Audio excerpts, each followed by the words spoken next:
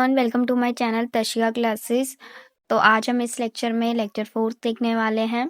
ठीक है, ये है चैप्टर 3 कृषि। आप देख रहे हैं क्लास 8 का है। ठीक है, तो चलिए देख लेते हैं हमने क्या क्या देख लिया है। लेक्चर फर्स्ट में हमने इस चीज़ को कवर कर लिया है, पूरा मैप को, और ये बहुत अच्छे से कवर किया था ये वाला बॉक्स। ठीक है, कृषि तंत्र हम देख चुके हैं। कृषि के प्रकार, निर्वाह कृषि, गैर निर्वाह कृषि, आदिम निर्वाह कृषि। ठीक है, स्थानांतरित कृषि, स्थानांतरी कृषि, जलवासी पशुचारण, वाणिज्यिक कृषि, वाणिज्यिक अनाज कृषि, मिश्रित कृषि और रोपण कृषि हमने बहुत अच्छे से देख लिया है। ठीक है, तो आज हमें मुख्य फसलें कवर करना है। उससे पहले अगर आपने लेक्चर 1, 2 एंड 3 नहीं देखा है तो प्लीज़ उसको देख कर आइए। आपको पता है कॉन्सेप्ट बहुत ज़्यादा आते हैं। ठीक है, तो चलिए स्टार्ट करते हैं इस वीडियो को। आपको मैं फिर से एक कॉन्सेप्ट रिवाइज करा देती हूँ, जो कि हमने क्या देखा था क्लास 6 में। ये वाला था ना, भूमध्य रेखा ग्लोब में हम देखते हैं ये 0 डिग्री पर है। ठीक है, तो ये आपने देखा था कर्क रेखा होती है 23.5 डिग्री पर, और ये वाली हमारी मकर रेखा होता है 23.5 डिग्री पर। कर्क रेखा जो होती है ये उत्तर में होती है, और ये मकर रेखा क्या होती है, दक्षिण में होती है। दोनों ही 23.5 डिग्री पर होता है, और इनके बीच वाला पार्ट, कर्क रेखा और मकर रेखा के बीच वाला पार्ट जो होता है उसे हम क्या बोलते हैं, उष्ण कटिबंधीय। ठीक है, यहाँ पर एक वर्ड आया ना, देखिए उष्ण कटिबंधीय, इसको मैं आपको एक्सप्लेन कर रही थी। ठीक है, और जिनको समझ नहीं आता है कि कर्क रेखा मकर रेखा मतलब डिटेल में देखना चाहते हैं, तो मैं आपको एक वीडियो का लिंक दूंगी डिस्क्रिप्शन बॉक्स में। उसमें मैंने बहुत अच्छे से और भी चीज़ों को एक्सप्लेन किया है, तो प्लीज़ उस वीडियो को देख लेंगे ना तो आपको बहुत अच्छे से ये वाली वीडियो और अच्छे से समझ में आएंगी। ठीक है, तो प्लीज़ उस वीडियो को और अच्छे से देख लेना आप। ठीक है, हाँ, तो चलिए इस वीडियो को स्टार्ट कर देते हैं। मुख्य फसलें में हम देखते हैं बढ़ती हुई जनसंख्या की आवश्यकताओं को पूरा करने के लिए विविध प्रकार की फसलें उगाई जाती हैं, यानी वैरायटी वाली फसलें उगाई जाती हैं, है ना। डिफरेंट डिफरेंट फसलें कृषि आधारित उद्योगों के लिए भी कच्चे माल की आपूर्ति करती है। यानी जो फसलें होती है वो कृषि आधारित उद्योग होते हैं, है ना। मतलब जो कृषि पर जो डिपेंडेंट, मतलब जो बेस होता है, जिन इंडस्ट्री यानी उद्योगों का बेस कृषि होता है, तो उसके लिए कृषि एक मिनट, फसलें कृषि आधारित उद्योगों के लिए कच्चे माल की आपूर्ति करती है। तो उसके लिए क्या होगा, वो कच्चे माल की तरह काम करेगी। तो कच्चे माल की आपूर्ति यानी सप्लाई को पूरा करती है। गेहूं, चावल, मक्का और बाजरा मुख्य खाद्य फसलें होती हैं। ठीक है, खाने वाली फसलें जूट, कपास रेशेदार फसलें होती हैं, और चाय और कहवा मुख्य पेय फसलें होती हैं। पेय फसलें यानी पीने वाली, कहवा यानी क्या होता है, कॉफी। चावल के बारे में देखते हैं, यह विश्व की मुख्य खाद्य फसल है। ठीक है, यह उष्ण कटिबंधीय, मैंने अभी आपको एक्सप्लेन कर दिया है, और उपोष्ण कटिबंधीय प्रदेशों का मुख्य आहार है। ठीक है, मतलब खाना है। उपोष्ण कटिबंधीय मैं अभी आपको एक्सप्लेन करूंगी। चावल के लिए उच्च तापमान यानी हाई टेम्परेचर, अधिक आर्द्रता, आर्द्रता को मैं अभी आपको एक्सप्लेन करने वाली हूँ। ठीक है ना, आर्द्रता आपने वर्ड बहुत ज़्यादा सुना होगा, ह्यूमिडिटी इंग्लिश में कहते हैं। ठीक है, नमी, मॉइस्चर सुना होगा, लेकिन मैं अभी आपको इसको डेफिनेशन से एक्सप्लेन करूंगी। ठीक है, एवं वर्षा की आवश्यकता होती है।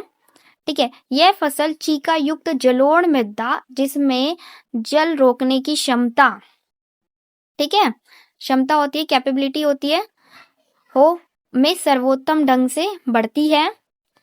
चीन चावल उत्पादन में अग्रणी है। मतलब चीन जो होता है वो चावल उत्पादन में सबसे आगे है। अग्रणी का मतलब, इसके बाद क्रमशः भारत, जापान, श्रीलंका और मिस्र। मिस्र की मैं ना आपको लोकेशन बताऊंगी। ठीक है, यहाँ पर मैं मतलब सबकी लोकेशंस नहीं बता पाऊंगी, क्योंकि बेसिक ज्योग्राफी में मैं ऐसे वीडियो लाऊंगी जिसमें आपको लोकेशंस बताऊंगी मैं कुछ देशों की। ठीक है, लेकिन इस वीडियो में जो पॉसिबल हो पाएगा उसकी लोकेशन बताऊंगी मैं। ठीक है, अनुकूल जलवायु दशाओं, जैसे अनुकूल यानी उसके अनुसार, है ना। जलवायु दशाएं जैसे पश्चिमी बंगाल और बांग्लादेश में एक वर्ष में 2 से 3 फसलें उगाई जाती हैं। एक बार इसको हम फिर से पढ़ लेते हैं, ठीक है। इसमें ना ज़्यादा मतलब वो लाइन लाइन है, मतलब समझाने वाला बहुत कम चीज़ें हैं, ठीक है। तो एक बार हम इसे देखते हैं कि याद करने वाली क्या क्या चीज़ें हैं।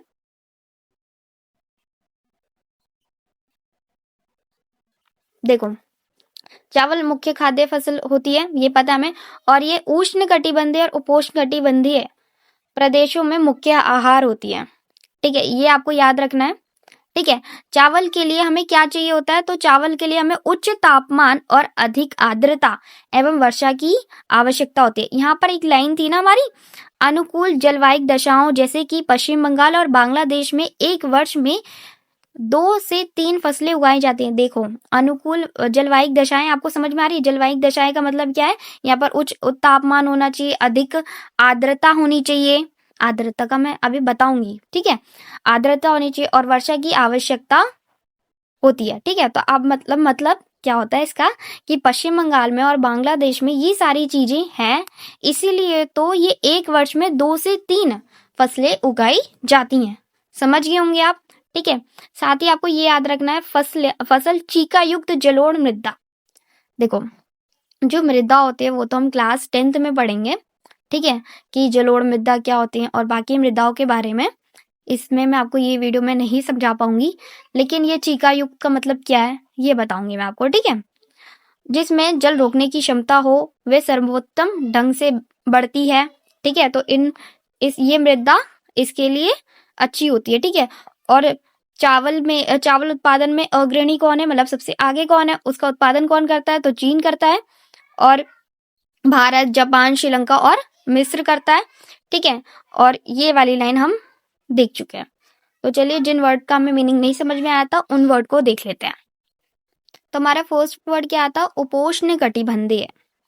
तो आपको उष्ण कटिबंधीय तो समझ में आ गया, एक बार फिर से बता देते हैं। ये हमारा भूमध्य रेखा था, ये हमारी कर्क रेखा थी, ये मकर रेखा थी। कर्क रेखा 23.5 डिग्री पे होती है उत्तर में, और मकर रेखा 23.5 डिग्री दक्षिण में होती है। इन वाले पार्ट को हमने क्या बोला था, उष्ण कटिबंधीय। ये तो याद हो गया आपको। अब उपोष्ण की बात कर लेते हैं।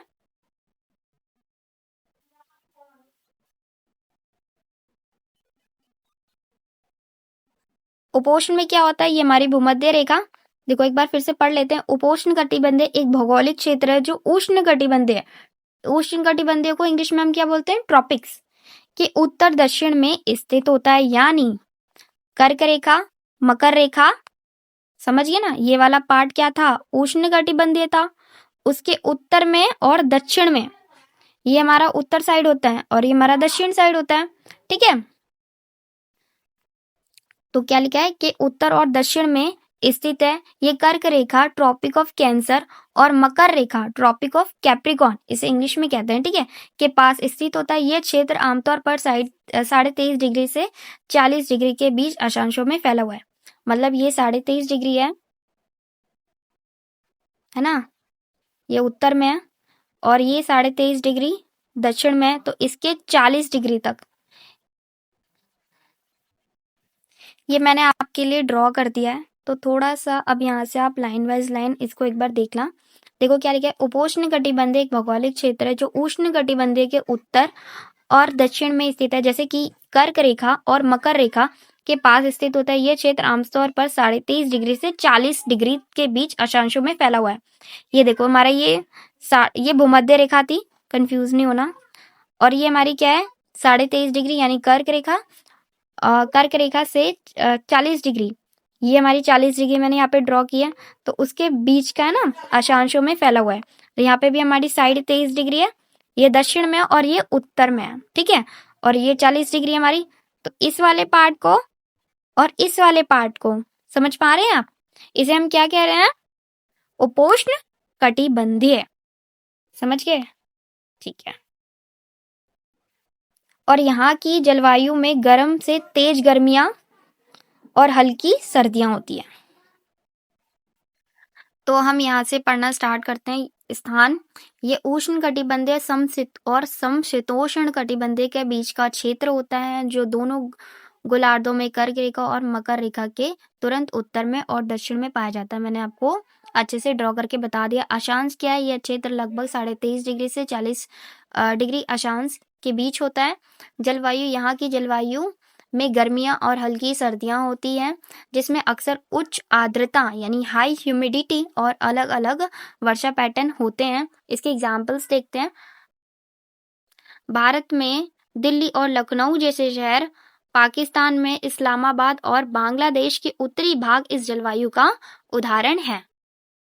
देखो बेसिक ज्योग्राफी की आपकी एक वीडियो आने आएगी, जिसमें मैं उष्णकटिबंधीय जैसे मैंने आपको बताया था, तो वो थोड़े दिन में मैं लाने की कोशिश करूंगी। ठीक है, मैंने आपको कहा था मैं आर्द्रता का मीनिंग आपको बताऊंगी। तो चलिए देखते हैं आर्द्रता मतलब क्या होता है। जब पृथ्वी पर जब जल पृथ्वी एवं विभिन्न जलाशयों से वाष्पित होता है, जब जल जो होता है यानी पानी अर्थ से और विभिन्न जलाशयों यानी समझ सकते हैं आप कि जिसमें वाटर होल्ड किया जाता है, मतलब वाटर को रखा जाता है। जलाशय, एक मिनट मैं दिखा देती हूँ आपको मीनिंग। जलाशय को इंग्लिश में क्या बोलते हैं? रिजर्वियर। रिजर्वियर कोई भी स्थान हो सकता है जिसमें पानी रखा जाता है। पानी रखा नहीं जाता है, पानी जमा करने के लिए रिजर्वियर होते हैं। ठीक है, देखो रिजर्वियर के एग्जाम्पल क्या क्या है। इसे जलाशय हिंदी में बोला जाता है। ठीक है, जैसे कि समुद्र हो सकते हैं इसके एग्जाम्पल, तालाब तो आप समझ गए होंगे। ठीक है, फिर से हम डेफिनेशन देखते हैं। जब जल पृथ्वी एवं विभिन्न जलाशयों से वाष्पित होता है यानी इवेपरेट हो जाता है, तो ये जल वाष्प बन जाता है। जल वाष्प यानी वाटर वेपर बन जाता है। और वायु में किसी भी समय जल वाष्प की मात्रा को आर्द्रता कहते हैं। वायु में किसी भी समय जल वाष्प की मात्रा को क्या कहते हैं? आर्द्रता कहते हैं। ठीक है, समझ में आ गया आपको? आर्द्रता, नमी, मॉइस्चर, ह्यूमिडिटी किसे कहा जाता है। ठीक है, एक वर्ड आया था चीका युक्त जलोढ़ मृदा। ठीक है, जलोढ़ मृदा को तो हम क्लास 10th में ही देखेंगे। चीका युक्त का मतलब हम समझ लेते हैं। ठीक है, यानी फाइन टेक्सचर्ड एलुवियल सॉइल या और क्लेड एलुवियल सॉइल, वह जलोढ़ मृदा जिसमें चीका यानी क्ले या बारीक गाद सिल्ट के कणों की मात्रा अधिक होती है, यानी क्ले प्रेजेंट होता है और बारीक गाद प्रेजेंट होता है, तो उसको हम क्या बोल रहे हैं? चीकायुक्त जलोढ़ मृदा। यहाँ पे जलोढ़ मृदा के बारे में भी थोड़ा बता रखा है कि जलोढ़ मृदा वह मिट्टी है जो नदियों द्वारा बहाकर लाई गई गाद, रेत और बजरी के जमाव से बनती है। मिट्टी के कणों के आकार के आधार पर जलोढ़ मृदा की बनावट अलग अलग होती है। देखो इस इमेज में चावल की खेती की जा रही है। ठीक है, आगे बढ़ते हैं, गेहूं के बारे में पढ़ते हैं। गेहूं के वर्धन काल में मध्यम तापमान एवं वर्षा को सस्य कर्तन फसल की कटाई के समय तेज धूप की आवश्यकता होती है। देखो यहाँ ये वाला जो पार्ट होगा यानी लेक्चर होगा, इसमें ना मतलब बता रखे होंगे कि चावल के लिए क्या चाहिए होगा, गेहूं के लिए क्या चाहिए होगा, मतलब मेनली जलवायु के बारे में बताया जाएगा, मिट्टी कौन सी होगी, वो सारी चीजें बताई जाएंगी। तो आप वैसे नोट्स बना सकते हैं। ठीक है, तो देखो क्या लिखा है, गेहूं के वर्धन काल के लिए यानी ग्रोइंग सीजन के लिए। मैंने आपको पिछली वीडियो में एक्सप्लेन किया था क्या ना कि ग्रोइंग सीजन क्या होता है। ठीक है, फिर से एक्सप्लेन कर दूंगी। ठीक है, गेहूं के वर्धन काल में मध्यम तापमान और टेम्परेचर कैसा चाहिए होता है, तो ये सारी चीजें आपको आएंगी इसमें। तो मध्यम टेम्परेचर यानी मीडियम टेम्परेचर, ना ज्यादा कम ना ज्यादा ज्यादा, और एवं वर्षा और सस्य कर्तन। आप समझेंगे कि इसका मतलब क्या होता है ना, सोचेंगे तो इसका मतलब क्या होता है? फसल की कटाई यानी हार्वेस्टिंग के टाइम के समय तेज धूप की आवश्यकता होती है यानी नीड होती है। इसका विकास सुअपवाहित, इसका मीनिंग मैं आपको समझाने वाली हूँ। डुमट मृदा, अब देखो यहाँ पे मृदा आ गई है ना, मतलब कौन सा प्रकार है, जैसे वहां पे जलोढ़ मृदा था, यहाँ पे डुमट मृदा है, में सर्वोत्तम ढंग से होता है। गेहूं संयुक्त राज्य अमेरिका, कनाडा,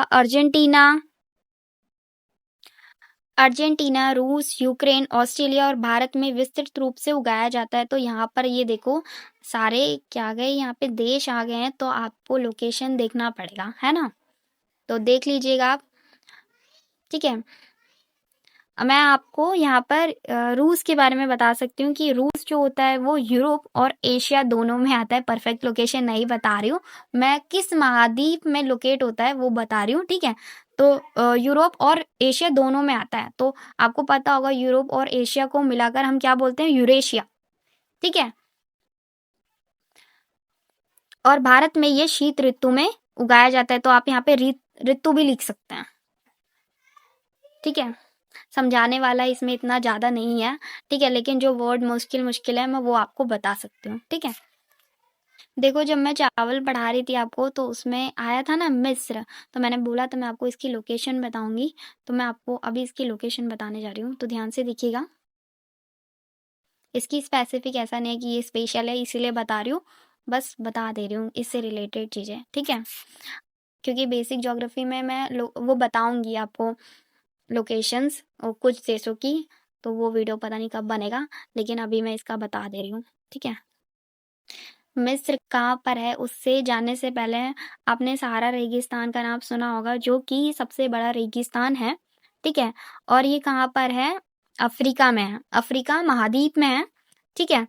अब थोड़ा सहारा रेगिस्तान के बारे में जान लेते हैं, क्योंकि आप सहारा के बारे में जान लोगे ना, क्योंकि सहारा रेगिस्तान जो है एक बड़ा नाम है ना, मतलब सबसे बड़ा रेगिस्तान है, तो उससे रिलेट करके आपको थोड़ा सा लोकेशंस जानने में थोड़ा इजी रहेगा। तो मैं कुछ फैक्ट बता रही हूँ आपको, तो उसे ध्यान से सुनना, ठीक है। उत्तरी अमेरिका, सॉरी उत्तरी अफ्रीका, ठीक है, उत्तरी अफ्रीका के बड़े भूभाग पर फैले सहारा के रेगिस्तान का पता लगाइए, मतलब ये उत्तरी अफ्रीका पर है, ठीक है। और यह विश्व का सबसे बड़ा रेगिस्तान है। यह लगभग 8.54 लाख वर्ग किलोमीटर के क्षेत्र में फैला हुआ है। और क्या आपको याद है कि भारत का क्षेत्रफल 3.2 लाख वर्ग किलोमीटर है, मतलब भारत से भी कितना बड़ा, सोचो, ठीक है। सारा रेगिस्तान 11 देशों से घिरा हुआ है, ठीक है। और यह देश कौन कौन से हैं, अल्जीरिया, देखो यहाँ पर आप ना नाम सुनना और ये वाली इमेज देखना, आपको समझ में आएगा कि मैंने वो मिस्र क्यों बताया है, ठीक है। तो देखो, चार, मिस्र, Libya, Mali, Mauritania, sorry Mauritania, Morocco, Niger, Sudan, Tunisia एवं पश्चिमी सहारा। अब आप कभी करंट अफेयर में सुनोगे ना तो आपको थोड़ा सा समझ में आ जाएगा कि मतलब जब भी आप सुनोगे, अगर ये देखो 11 जो कंट्रीज हैं वो, मतलब ये आता है ना, सहारा रेगिस्तान में ये 11 कंट्रीज आती हैं। देखो जैसे अल्जीरिया, लिबिया, मिस्र, माली, नाइजर, चाड, सूडान और बाकी जो ये मोरितानिया, ठीक है, और बाकी के जो हमने पढ़े हैं, तो आपको याद आ जाएगा, है ना, थोड़ा इजी रहेगा ना। और कौन कौन से देश थे, पश्चिमी सहारा, मोरक्को, ट्यूनीशिया, ठीक है। तो मतलब आप जब भी अगर करंट अफेयर में इससे रिलेटेड, इस देश से रिलेटेड कोई भी चीज़ आई तो आपको मतलब स्ट्राइक हो जाएगा, है ना, कि ये देखो मतलब सहारा रेगिस्तान के पास ही में है ना, सारा रेगिस्तान में ही आते हैं, ठीक है। तो ठीक है, और ये अफ्रीका में है।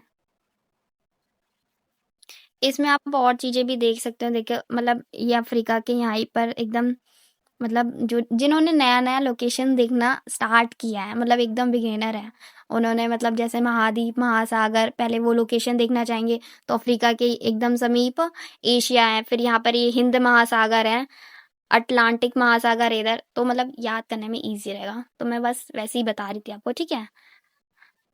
तो चलो हम ग्रोइंग सीजन के बारे में जान लेते हैं। ग्रोइंग सीजन क्या होता है, यानी वर्धन काल, ठीक है।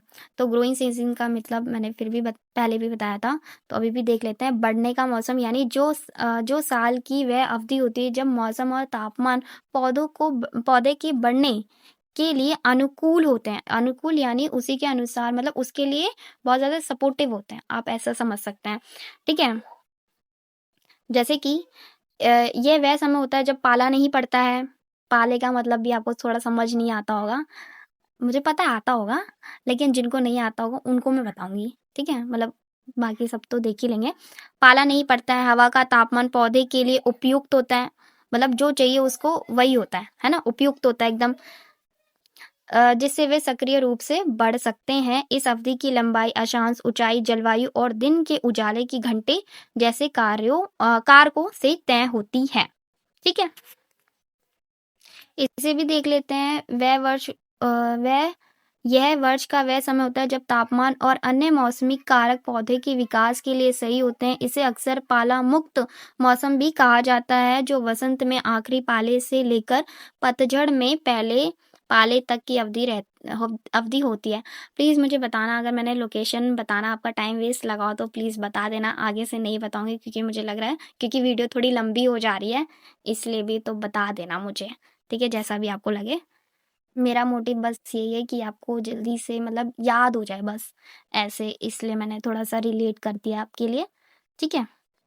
तो चलिए, हमने हमने वर्धन काल को देख लिया है और सुअपवाहित ये देखना है, इसको हम देख लेते हैं, ठीक है?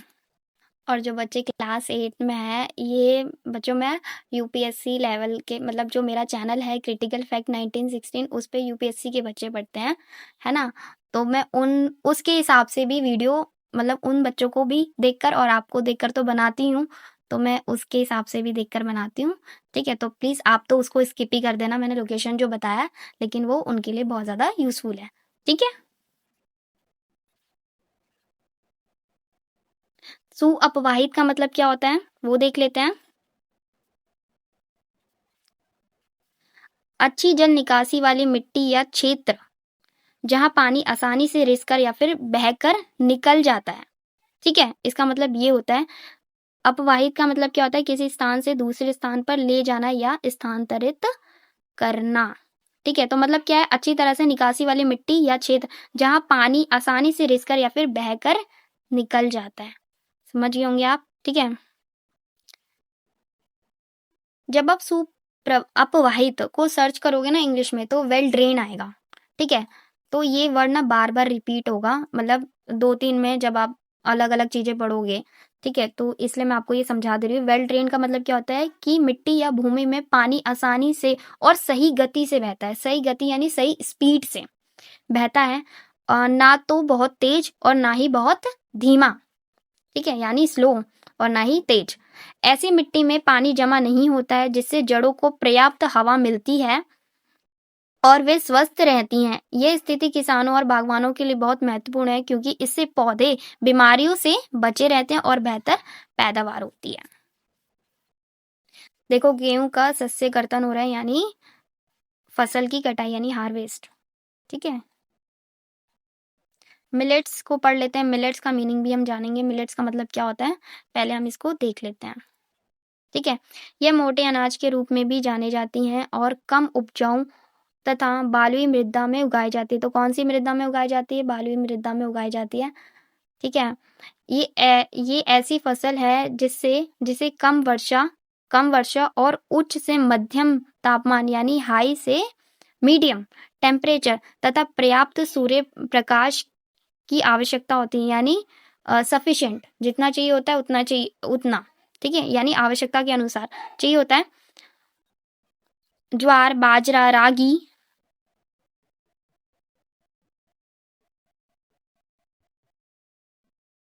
एक मिनट,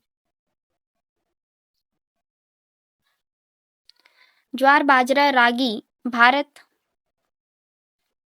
में उगाए जाते हैं। नाइजीरिया, चीन और नाइजर इसके अन्य उत्पादक देश हैं। नाइजर, ये वहां पर लोकेशन में था, ठीक है?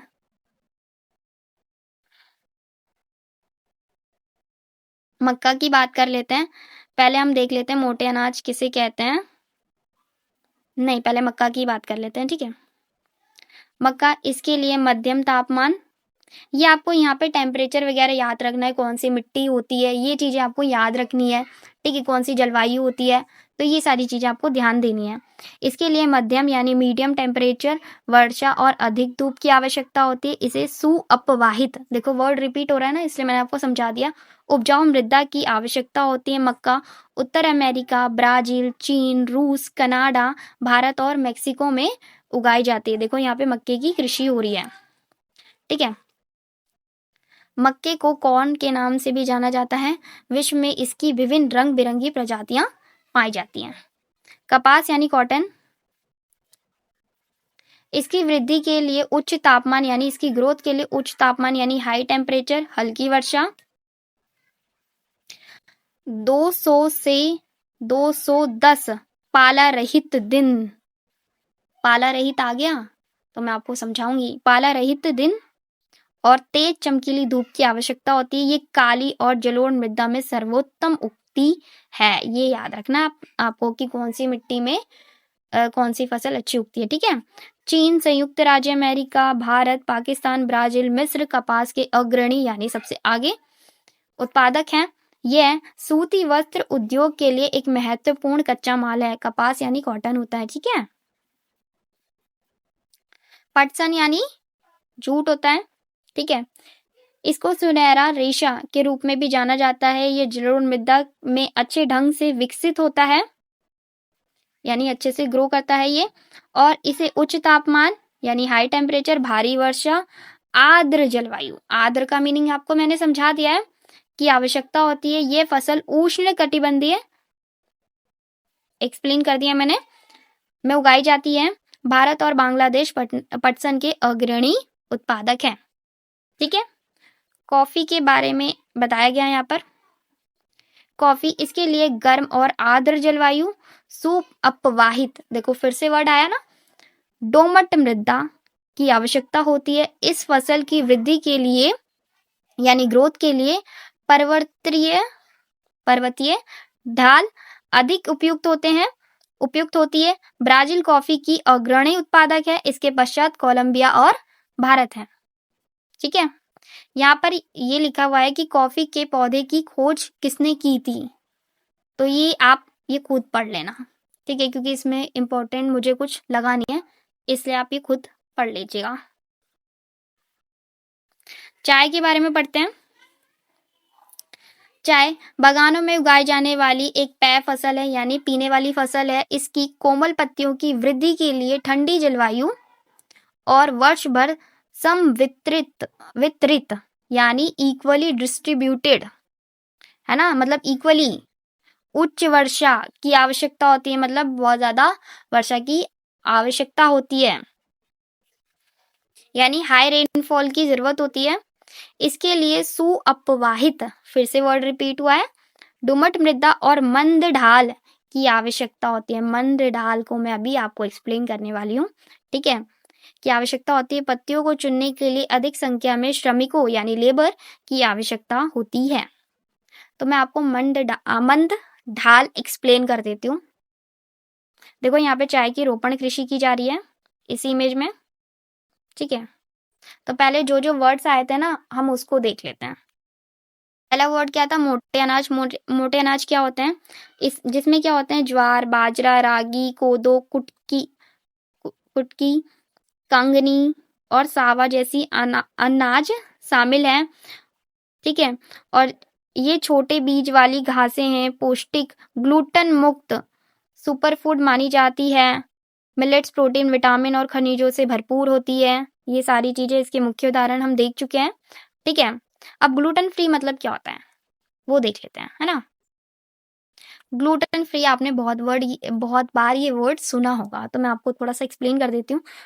ग्लूटन फ्री का मतलब क्या होता है कि उस खाद्य पदार्थ में ग्लूटन नामक प्रोटीन नहीं होता है, जो मुख्य रूप से गेहूं, जौ और राई जैसे अनाजों में पाया जाता है। बस इतना ही एक्सप्लेन करना था मुझे आपको। एक वर्ड आया था पाला। ठीक है। तो मैं ये एक्सप्लेन कर देती हूँ। देखो मैंने ये सर्च किया था, पाला और ओला क्या एक चीज होती है? तो नहीं होती है ये। ठीक है, डिफरेंट है।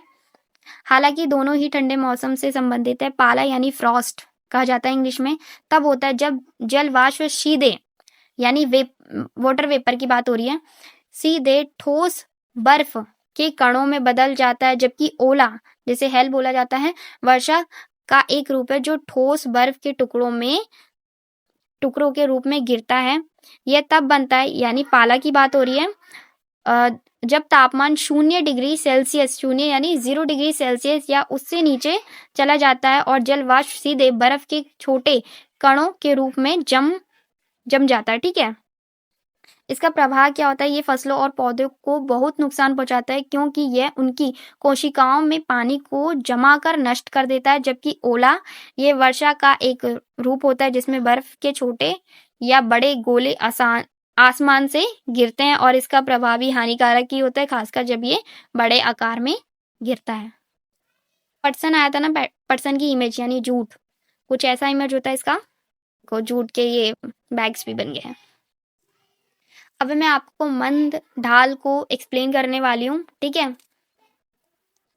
मंद ढाल का मतलब क्या होता है, जब किसी स्थलाकृति या भूभाग का झुकाव बहुत कम होता है। यह तब होता है जब समुच्चय रेखाएं एक दूसरे से काफी दूर होती हैं, जिससे जमीन धीरे धीरे ऊपर उठती या नीचे जाती है। देखो मैंने समुच्चय रेखाएं, आपको याद आ रहा हो तो मैंने चैप्टर 2 में आपको शायद लेक्चर 3rd या 4th में एक्सप्लेन किया, मुझे भी इतना याद नहीं है, लेकिन मैंने इसको एक्सप्लेन करा है। समुच्चय रेखाएं क्या होती हैं वो चीज देखते हैं। समुच्चय रेखाएं का मतलब क्या होता है कि समान ऊंचाई को जोड़ने वाली रेखाएं होती हैं, उन्हें क्या बोलते हैं हम, समुच्चय रेखाएं। जैसे कि मैं आपको एग्जांपल देती हूँ, जैसे कि मैंने ये ट्रायंगल बनाया तो इसकी ऊंचाई और इसकी ऊंचाई सेम है, तो ये क्या कहलाएगा, समुच्चय रेखा है। इसकी ऊंचाई सेम है, तो ये क्या कहलाएगा, समुच्चय रेखा है। समुच्चय रेखाएं का मतलब आपको समझ में आ गया होगा, ठीक है। ये चीज पढ़ लेते हैं। कम झुकाव यानी मंद ढाल की पहचान जमीन के बहुत कम झुकाव से होती है, जहां ढलान बहुत ही मामूली होता है, ठीक है। जैसे कि उदाहरण देखिए आप, किसी पहाड़ से नीचे उतरते समय यदि आपको पहाड़ का मध्य भाग और समतल जमीन दिखाई दे तो इसका मतलब कि आप एक मंद ढाल पर हैं, और यह तीव्र ढाल से अलग होता है जहां नीचे की ओर देखते समय बहुत कम क्षैतिज दूरी दिखाई देता है। मैं आपको थोड़ा सा एक्सप्लेन करती हूँ। जैसे कि ये किसका एग्जाम्पल है, आपका मंद ढाल का। देखो यहाँ पे स्लोप ऐसा है, इसमें देखो एंगल के हिसाब से मैं आपको समझाने की कोशिश करती हूँ, इसमें एंगल छोटा होता है। लेकिन अगर मैं तीव्र ढाल की बात करती हूँ तो तीव्र ढाल कुछ ऐसा होता है, मतलब इसमें एंगल बड़ा होता है, समझे आप। तो मैं इसको एंगल के हिसाब से आपको समझाने की कोशिश कर रही हूँ कि ये हमने क्या देखा था, हमने मंद ढाल, इसमें एंगल आपको ऐसे मिल जाएगा, मतलब छोटा एंगल होगा। लेकिन अगर तीव्र ढाल की बात करें तो एकदम बड़ा एंगल मिलेगा आपको, ठीक है, उससे ज्यादा होगा, ठीक है। समुच्चय रेखा से आपको मैंने बस एक्सप्लेन कर दिया समुच्चय रेखा से, और उसकी डेफिनेशन भी बता दी है मंद ढाल की। लेकिन मैंने इसको थोड़ा यहाँ पर इजी आपको करने की कोशिश की है, क्योंकि एंगल से समझने की कोशिश करोगे तो आपको थोड़ा अच्छे से समझ में आ जाएगा, ठीक है। और ये क्लास 11 का भी कॉन्सेप्ट है, ठीक है। क्लास 11 में आपको समुच्चय रेखाएं से और एंगल से दोनों से ही आपको मतलब एक्सप्लेन किया जाएगा कि ढाल क्या होती है, ढाल कितने प्रकार के होते हैं। तो वही चीजें, जैसे कि इसमें लिखा नहीं है कि एक मिनट, स्थलाकृतिक मानचित्रों में जब समुच्चय रेखाएं एक दूसरे से दूर दूर होती हैं तो वे मंद ढाल को दर्शाता है। ऐसे ही फिर आपको तीव्र ढाल की डेफिनेशन दी जाएगी समुच्चय रेखाओं से, लेकिन मैंने आपको एंगल से बताया, ठीक है। एंगल से और समुच्चय रेखे दोनों से ही हम एक्सप्लेन कर सकते हैं, ठीक है। देखो टाइम है तो हम ये भी पढ़ लेते हैं, ठीक है। कॉफी के पौधे की खोज किसने की थी? कॉफी की खोज के विषय में विभिन्न कहानियां प्रचलित हैं। लगभग 850 ईस्वी में कालिदी नामक एक अबरवासी जो बकरी चराने वाला था, अपनी बकरियों की अनोखी उछल कूद और हरकतों को देखकर परेशान था। एक दिन उसने भी उस सदाहरित पौधे की फलियां को चख कर देखा जिन्हें उसकी बकरियां प्रतिदिन खाया करती थी। उसने आनंद के भाव का अनुभव करने के बाद अपनी खोज के विषय में संसार को बताया। तो बस ये इतना ही था। तो चलिए मैं आपको रिवीजन करा देती हूँ, ठीक है। मुख्य फसलों में हमने क्या क्या पढ़ा है? गेहूं, चावल, मक्का, बाजरा ये मुख्य खाद्य फसलें होती हैं। जूट और कपास क्या होती है? रेशेदार फसलें होती हैं। चाय और कहवा मुख्य पेय फसलें होती हैं, ठीक है। चावल के क्या क्या पॉइंट्स थे हम वो देख लेते हैं। विश्व की मुख्य खाद्य फसलें होती है। उष्ण कटिबंधीय और उपोष्ण कटिबंधीय प्रदेशों का मुख्य आहार होती है, और इसके लिए हमें उच्च तापमान, अधिक आर्द्रता और वर्षा की आवश्यकता होती है। और इसमें चीकायुक्त जलोढ़ मृदा चाहिए होता है, जिसमें जल रोकने की क्षमता होती है, और ये सर्वोत्तम ढंग से बढ़ती है इसमें। और इसमें चीन उत्पादन में अग्रणी है। और ये सारे देश यानी भारत, जापान, श्रीलंका और मिस्र की लोकेशन मैंने आपको बता दी है। ठीक है,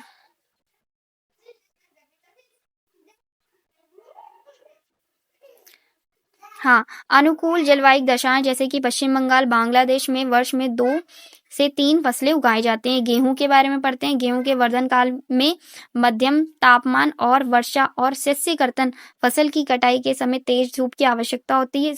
इसका विकास सुअपवाहित दोमट मृदा में होता है। और इसके गेहूं में संयुक्त राज्य अमेरिका, कनाडा, अर्जेंटीना, रूस, यूक्रेन, ऑस्ट्रेलिया और भारत में विस्तृत रूप से उगाया जाता है और ये शीत ऋतु में उगाई जाती है। ठीक है, मिलेट्स की बात कर लेते हैं। मिलेट्स मोटे अनाज के रूप में जाने जाते हैं। कम उपजाऊ बालुई मृदा, ठीक है, में उगाई जाती है। ये ऐसी फसल है जिसमें कम वर्षा की और उच्च से मध्यम तापमान और पर्याप्त सूर्य प्रकाश की आवश्यकता होती है। ज्वार, बाजरा, रागी भारत में उगाए जाते हैं। नाइजीरिया, चीन और नाइजर इसकी भी लोकेशन है उसमें। ठीक है, तो ध्यान से देख लेना। ठीक है, मक्का को क्या कहते हैं? हम कॉर्न कहते हैं। मक्का मध्यम तापमान, वर्षा और अधिक धूप की आवश्यकता होती है। इसे सुअपवाहित उपजाऊ मृदा की आवश्यकता होती है। मक्का उत्तर अमेरिका, ब्राजील, चीन, रूस, कनाडा, भारत और मेक्सिको में उगाई जाती है। कपास की बात करते हैं। कपास यानी कॉटन। इसकी वृद्धि के लिए उच्च तापमान की, हल्की वर्षा की, 200 से 210 पाला रहित दिन और तेज चमकीली धूप की आवश्यकता होती है। ये काली और जलोढ़ मृदा में सर्वोत्तम उगती है। मृदा का ध्यान रखना आप। ठीक है, चीन, संयुक्त राज्य अमेरिका, भारत, पाकिस्तान, ब्राजील, मिस्र कपास के अग्रणी उत्पादक हैं। यह सूती वस्त्र उद्योग के लिए एक महत्वपूर्ण कच्चा माल है। ये तो हमने पढ़ ही लिया है। पटसन की बात कर लेते हैं, यानी जूट। पटसन को हम क्या कहते हैं? सुनहरा रेशा जलोढ़ मृदा में अच्छे ढंग से विकसित होता है और इसे उच्च तापमान, भारी वर्षा और आर्द्र जलवायु की आवश्यकता होती है। यह फसल उष्णकटिबंधीय क्षेत्रों में उगाई जाती है और भारत और बांग्लादेश पटसन में अग्रणी है। देखो, मैंने क्वेश्चन शायद मिस किया है, नहीं बताया आपको, कहीं कहीं बताया, शायद कहीं कहीं नहीं बताया, तो प्लीज आप क्वेश्चन अपने आप से बना लीजिएगा जिसमें आप क्या क्या लिखेंगे मैं वो चीज बता देती हूँ आपको। जैसे कि चावल का एग्जाम्पल देख के मैं आपको बताती हूँ। चावल में जैसे क्या था कि आप ये लिखेंगे कि कौन सा जलवायु होता है ना, कौन सा जलवायु इसमें जरूर होता है। तो उष्ण कटिबंधीय, उपोष्ण कटिबंधीय प्रदेशों में ये मुख्य आहार होता है। और इसमें क्या क्या चीजें की मतलब कैसा टेम्परेचर चाहिए होता है, आर्द्रता कैसी चाहिए होती है, और वर्षा की जरूरत होती है कि नहीं। वर्षा तो सब में ही जरूरत होती है ना, तो ये आप लिख लेंगे, है ना। और कौन सी मृदा को मिस मत करना, मृदा जरूर लिखना, जैसे कि इसमें जलोढ़ मृदा। ठीक है, और आप इसमें देश भी लिख सकते हैं, है ना। तो ऐसे आप क्वेश्चन बना सकते हैं। कॉफी पढ़ते हैं हम। इसके लिए गर्म एवं आर्द्र जलवायु, सुअपवाहित दोमट मृदा, है ना। इस फसल की वृद्धि के लिए पर्वतीय ढाल अधिक उपयुक्त होती है। ब्राजील कॉफी की अग्रणी उत्पादक है। इसके पश्चात कोलंबिया और भारत। चाय की बात कर लेते हैं। बागानों में उगाई जाने वाली चाय पेय फसल होती है। इसकी कोमल पत्तियों की वृद्धि के लिए ठंडी जलवायु और वर्ष भर समवितरित उच्च वर्षा की आवश्यकता होती है। इसके लिए सुअपवाहित दोमट मृदा और मंद ढाल की आवश्यकता होती है। पत्तियों को चुनने के लिए अधिक संख्या में श्रमिकों की आवश्यकता होती है। और एक्सप्लेनेशन कैसा लगा, लोकेशन बताना आपको सही लगा कि नहीं, प्लीज वो भी बता देना आपको। ठीक है, और एक्सप्लेनेशन ज़रूर बताना कमेंट्स में कैसा लगा, क्योंकि आपके जो कमेंट्स होते हैं, अच्छे अच्छे कमेंट्स, मुझे बहुत ज़्यादा मोटिवेट करते हैं आगे की वीडियोस बनाने के लिए। ठीक है, आपका होमवर्क क्या है? आपको कृषि का विकास पढ़ के आना है और जितनी भी वीडियोस हो गई, यानी लेक्चर 4 हो गया है ना, 4 लेक्चर हो गए, उसको अच्छे से रिवाइज करके आइएगा। ठीक है, और प्री रीडिंग लगा कर आइएगा। ठीक है, ताकि आपकी कंसेप्ट क्लियर हो सके। वीडियो पसंद आया तो वीडियो को लाइक ज़रूर करना, कमेंट्स में ज़रूर बताना, और प्लीज़ इस वीडियो को शेयर करना मत भूलना। बहुत कम सब्सक्राइबर है, प्लीज़ शेयर कीजिएगा ताकि नई नई वीडियोस जल्दी आ सकें। Thank you.